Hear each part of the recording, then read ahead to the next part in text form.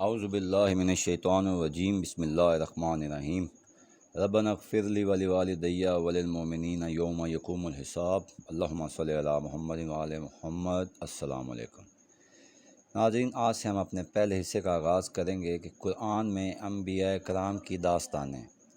پیش گفتار میں ذکر ہوا کہ قرآن کریم میں پیغمبر اسلام کے اسم گرامی کے علاوہ 25 انبیاء کے نام صراحت سے اور 2 پیغمبروں حضرت اسماعیل اور حضرت خضر کے نام بطور اشارہ ذکر ہوئے۔ اس حصے میں ہم پیغمبر اکرم کے علاوہ باقی 27 انبیاء کا ذکر کریں گے۔ البتہ قبل اس کے انبیاء کی داستانیں ذکر کریں گے اور ہم قائرین کی توجہ بطور خلاصہ سر آغاز جہان، زمین اور آسمانوں کی تخلیق اور انسانوں کی خلقت کی طرف مبذل کرتے ہیں۔ دنیا اور زمین کی تخلیق۔ قرآن کریم میں اس بات کا 7 مرتبہ تکرار ہے کہ خداوند متعال نے قرآن اور زمین کو 6 دنوں میں پیدا کیا۔ سورہ اعراف کی آیت نمبر 57، سورہ یونس کی آیت نمبر 3، سورہ ہود آیت نمبر 7، سورہ فرقان آیت نمبر 59، سورہ سجدہ آیت نمبر 4، سورہ قاف آیت نمبر 38، سورہ حدید آیت نمبر 4۔ آیات کے اندر لفظ یوم کے معنی دن ہے۔ اس سے مراد عام دن نہیں ہے جو 24 گھنٹوں پر مشتمل ہوتا ہے۔ اس سے مقصود ایک دورانیہ ہے، خواہ وہ دورانیہ مختصر ہو یا طولانی۔ اس دوران کے مختلف اور مختصر یا طولانی ہونے کی حد متعین نہیں ہے۔ یہ کئی لاکھ سالوں پر بھی مشتمل ہو سکتا ہے۔ یہ واضح نہیں ہے کہ زمین کتنے سال قبل پیدا کی گئی، البتہ ماہرین جو کچھ بیان کرتے ہیں وہ ایک تخمینہ اور ذہن گمان کی بنیاد پر ہے۔ دور حاضر میں ماہرین علم نجوم جدید علمی ٹیکنالوجی کے ذریعے اس نتیجے پہ پہنچے ہیں کہ بہت بڑی دنیا 10 کروڑ کہکشاؤں پر مشتمل ہے اور ہر کہکشاں کے اندر کروڑوں سورج ہیں، اور تمام کے تمام سورج اس بہت بڑی کائنات کے مقابلے میں ذرہ کی حیثیت رکھتے ہیں۔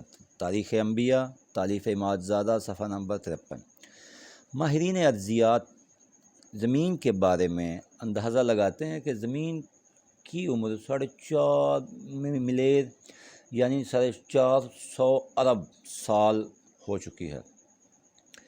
آج کے دانش اور حضرات اس بات کے متعدد ہیں کہ انسان کرۂ ارض پہ آنے والا ایک نیا مہمان ہے۔ انسان فرشتوں اور حیوانوں کی تخلیق کو کئی سال گزرنے کے بعد خلق ہوا۔ ہم اس سلسلے میں سورہ دہر کی پہلی آیت پڑھتے ہیں۔ یقیناً انسان پر ایک ایسا وقت بھی آیا جب وہ کوئی قابل ذکر شے نہیں تھا۔ حضرت امام محمد باقر علیہ السلام کی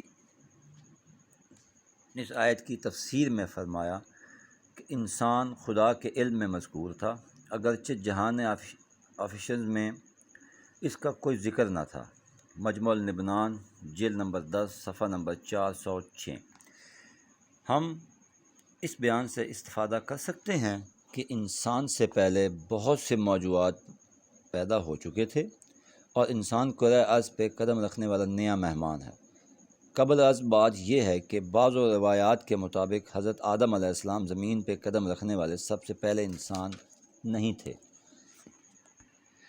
یہ مطلب اسلامی روایات میں بھی موجود ہے کہ علمی نقطہ نظر سے بھی ثابت ہو چکا ہے کہ انسان کا وجود زمین پر لاکھوں سال پہلے سے پایا جاتا ہے، جیسا کہ ماہرین ارضیات کی کاوشوں اور تلاش کیے جانے والے انسان بوسیدہ ڈھانچے بھی اس بات کو ثابت کرتے ہیں۔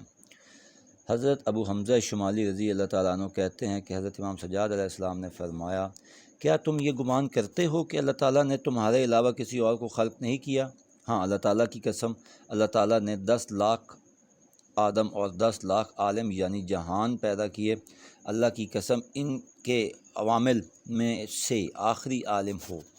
جابر بن یزید نقل کرتے ہیں کہ حضرت امام محمد باقر علیہ السلام نے ایک گفتگو کے ضمن میں ارشاد فرمایا، شاید تم یہ خیال کرتے ہو کہ اللہ تعالیٰ نے صرف یہی جہان پیدا کیا ہے، یا یہ گمان کرتے ہو کہ اللہ تعالیٰ خداوند متعال نے تمہارے علاوہ اور انسان پیدا نہیں کیے۔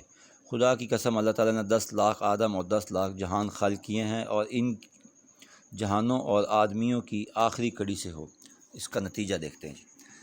مذکورہ مطالب جن کی علمی نظریات کی تائید کرتے ہیں، یہ نتیجہ نکلتا ہے کہ حضرت آدم، جنہیں ابو البشر کہا جاتا ہے اور جن کے ذریعے 25 مرتبہ قرآن میں آیا ہے، اس سے مراد ہے کہ اس کی آخری جہان سے سب سے پہلے ان سے 9,99,999 آدم اور ان کی متعدد نسلیں تھیں کہ ہر آدم ان کی نسلیں ایک جہان میں تھا۔ اس کی مدت ختم ہو جانے کے بعد اس کا جہان ختم ہو جاتا تھا، پھر اگلی نسل کے لیے ایک اور آدم اور ایک نیا جہان وجود میں آتا۔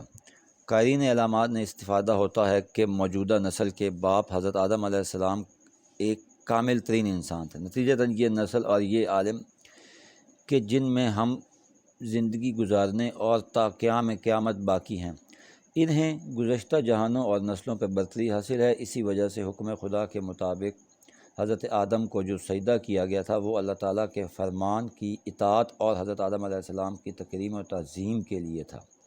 فرشتے خدا کی بارگاہ میں اس لیے سجدہ شکر بجا لائے کہ اس نے کامل ترین نسل انسانی کے باپ کو خالق کیا، جبکہ گزشتہ نسلیں جنہیں بعض روایات میں نسناس کے نام سے یاد کیا جاتا تھا، یوم قابل تعظیم تکریم قرار نہیں پائیں تھیں۔